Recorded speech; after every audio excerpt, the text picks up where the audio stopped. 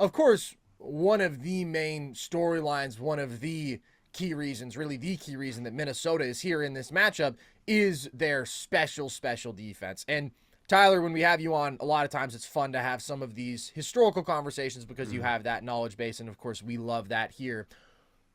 What was the last defense that you think was as good or better than this Minnesota defense right now? Absolutely. I mean, I've been asking this question on Twitter for weeks. It's so interesting. I think it's really interesting because there was a pretty decent stretch during the early to mid 2010s where it felt like we didn't have any defensive juggernauts. Like I feel like Dwight's Magic were really good. I don't think anyone would call them historic. In the later days, you had the Kawhi Spurs, but they had kind of like old, slow-footed bigs that, I mean, Russell Westbrook absolutely tore them up in the 2016 playoffs. And so I think it's really interesting because in the last 5 years, we've seen some incredible defensive units, and I think you just have to work through because you have to split hairs at this level. I think the first one I look back to is the 2022 Warriors. They were, I mean, before Draymond's injury, I think they had the third best defense of all time in the regular season. I would personally take Minnesota, and I think it's just the fact that the center rotation. Warriors were really limited when it came to centers. They pretty much just had Looney or bust. They had to go with Draymond small ball or Otto Porter Jr. small ball. I think Minnesota's size, their ability to rebound, just puts them a notch over the Warriors. Other side of that would be the 2022 Celtics. They were kind of the ultimate like switchable, versatile wings. It kind of felt like they didn't have a weakness, but I think they did have a big weakness that kind of got overshadowed, but in the finals it was brought to light. Their best rim protector, Robert Williams, struggles to defend pick and roll. He's not a good drop defender. He can't really blitz switch. And I think they came up with some decent strategies to hide him and keep him on the baseline. Like in the Philly series, they tried to bring Robert Williams up, and Robert Williams just stayed on the baseline as a roamer, and the Celtics defense was just historic. But in the Warriors series, they found a way to get Robert Williams in the action consistently, and from there, it kind of was just a snowball effect. The Celtics defense wasn't as effective because of that one weak point. And so for me, I would still go with the Wolves. I don't think there's a weak point you can attack like that. Then you got to go to the 2021 Bucks, which I think is simple. The Brook Lopez variable. He's too slow to run any other scheme besides the deep drop sitting in the paint. You go Giannis at the 5, you're sacrificing rim protection. So I think of the 2020s, the Wolves are pretty clear. There's only one more that I really struggle with in the 2019 Raptors. I could go either way. That defense was absolutely remarkable, and I think some of it was personnel, some of it was that they're one of the most well-coached defensive units I've ever seen. Like across the board, the buy-in, the scheme. OG Anunoby was playing like 10 minutes a game, and he was like they're like fifth defender, and it's like what is going on? Didn't even play in the playoffs. Yeah, it's absolutely ridiculous. I think they had small guards, but both of those small guards were very good team defenders in Van Vliet and Lowry. Marc Gasol was the best post defender in the NBA, and they faced Embiid, Giannis. So like across the board, they were just so like matchup proof. You couldn't do anything to attack them. So I think that's the one where I'm 50-50. Raptors or Wolves. And before that, the '08 Celtics is the only one I can really think of.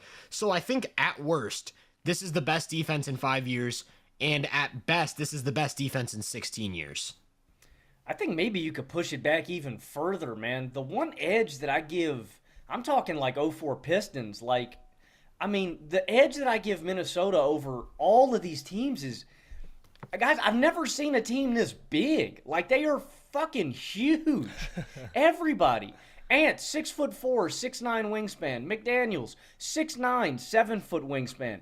Karl Anthony Towns, 7'4" wingspan, and he's two bills with another 50, man. Gobert, 7'1", 7'9" wingspan. Everybody. N.A. has a 6'9" wingspan. Nas Reed has a near 7'1" wingspan. Even Conley. Conley's got like a 6'8" wingspan. Yeah. It's ridiculous. I don't like the guy, but Kyle Anderson, 6'9" with a 7'3" wingspan. Like, they're huge, dude. And they've got the, like, all-time rim protector. They've got the elite perimeter defenders. Like, they've got everything. The only thing that I would give the '04 Pistons the edge of between these two teams distinctly is like the just nasty edge. I think Ant brings that, and I don't mean to get on these guys too much. I think Ant's got that real competitor, nasty, mean streak to him. Gobert and Cat would, I think, get bullied by Ben and Rashid. I think they'd probably get, catch a couple bows and then, I don't know, just like deflate. But I think outside of the physicality, nasty element of it, I mean, the Timberwolves check every box. Like, this is the biggest, most athletic, strongest team I think I've ever seen. Like, you talk about teams being like switch proof or matchup proof.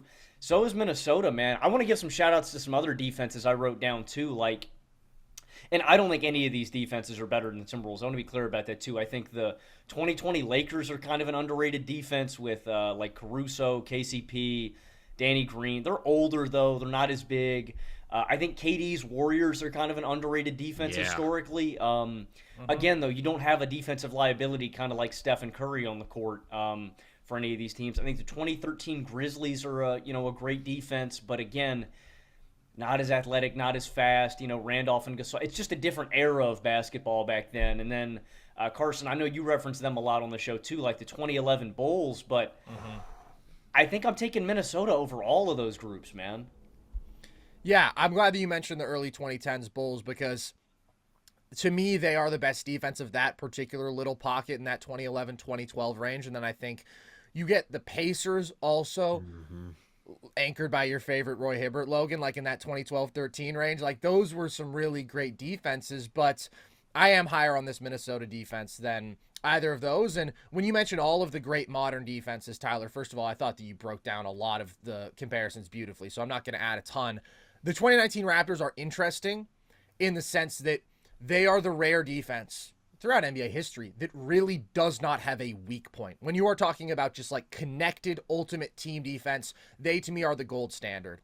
I do think Minnesota just has a different level of dominance that they can unleash though, because I do think that they have some more special players on the floor. Like they simultaneously have the best perimeter defender and the best interior defender on the planet and one of the best interior defenders ever. And when you talk about just the value of that sort of overwhelming size and length and athleticism, Logan, you laid it out there. It really is like nothing that we've seen. I do want to be clear.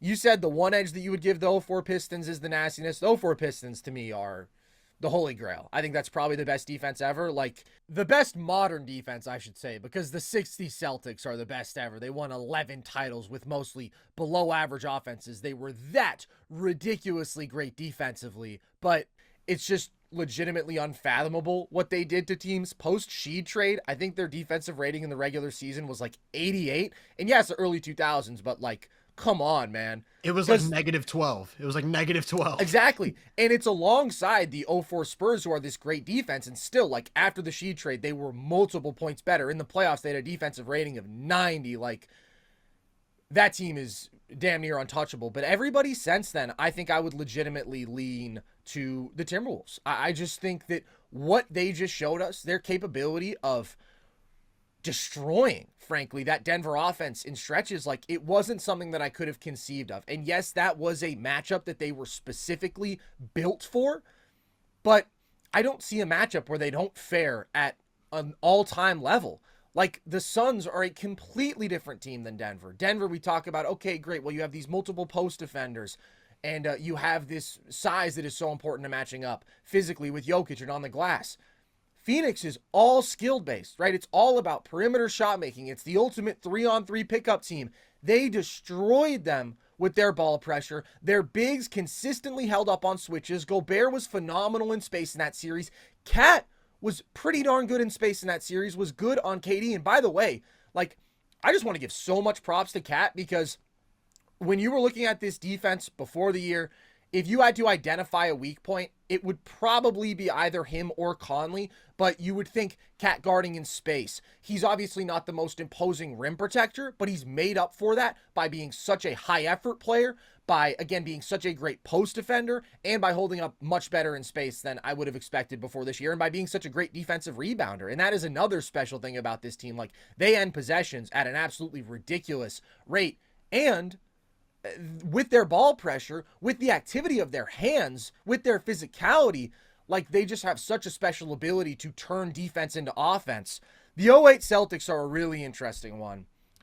Because I think that is another one of the all-time great defenses. And if I were to pick the top 3 defenses of the 21st century, right now it would be the '04 Pistons, the '08 Celtics, and these current Minnesota Timberwolves. What's really interesting in terms of commonalities between the Pistons and the Timberwolves is not something that's personnel specific. It is just the reality that these are two teams who you look at and they're not good offenses, especially not in the regular season. Like, Minnesota was awesome offensively against Phoenix, and they had some really good moments against Denver, but over the course of that series, they weren't great offensively.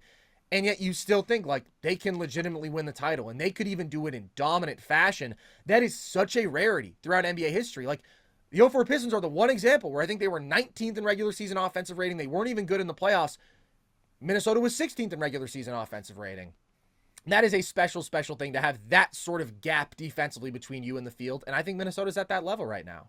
Yeah, I think I love what you said about the 2019 Raptors and reaching a level of defensive dominance. And I think that kind of put into my head, the Raptors had an absolutely remarkable defensive playoff run, but they faced very flawed offenses. Like, the 2019 Bucks were a very flawed offense. The 2019 Sixers, especially with Embiid playing the way he did, very flawed offense. Though then they went up against the Warriors, who were playing like not even G League rotation players big minutes because of all the injuries and the lack of depth. So the Raptors definitely like lucked out in that sense compared to the Wolves. Just faced the offense and made them look not just human, made them look below average for most of the series. My thing with the '08 Celtics is two things. One, I think KG is probably the best defender of the 21st century, and I don't even know if it's that much of a debate. And I think at the margins, that gives you just such a boost. Like, '08 KG was like the perfect defensive player because by that point he had built a bunch of strength, so you couldn't just bully him like with size like he kind of happened in Minnesota. He was still ultra versatile. He had the Draymond level communication in mind. And that's my next point. I would say if you look at the 21st century, 2 of the top 5 defensive minds are Rondo and KG, and both of them are very loud communicators, and I think that gives them an edge that other teams can't replicate. Like, just having that wizardry in the court. Like, I remember, was it Gilbert Arenas? Someone said that Rondo called out or it was Mark Jones, I think, said that he did a Celtics game, and Rondo called out every single play the other team ran for all 48 minutes. Absolutely absurd. And it's just like, what do you do against that? And then we get to the '04 Pistons. I think the big difference is that is probably the most versatile front court we have ever seen. Like, I won't say that they have anyone who's at the level of rim protection that Gobert is, but the era was different. I think they could camp in the paint in a way that today Gobert can't. So maybe Ben Wallace did replicate the rim protection value of Gobert. And then you account for the fact that Sheed, Ben, Tayshaun Prince can all pretty much just like switch across the board, run any coverage. And it's just like, in an era where space is limited, having that versatile of a front court is just a cheat code. For sure. That's an incredible, incredible defense. And Sheed, specifically, just as a post defender, obviously Ben Wallace is always going to get the most shine, but like, Sheed is one of the best post defenders of the 2000s. Absolutely outstanding. But you hit on it again, dude. Like, to me, the edge that Minnesota has, not over the '04 Pistons, but over some of these other great modern defenses, is just like the shell shock factor. Like, the punch you in the mouth, and next thing you know, it's midway through the second quarter. You're one of the best offenses that we've seen in a long time. You have 22 points on the board. Like, there's just a physical imposition and an intensity and a size and length factor that is special, dude. It is really, really special. But I think you make a great point about the '08 Celtics. I do think the personnel that Minnesota has is even more overwhelming, but it's very close between those two defenses, in my opinion. And I do just want to reiterate one more time with the '04 Pistons. Just like what they did to the Lakers in that finals, they're just ridiculous, bro. Absolutely superhuman defense.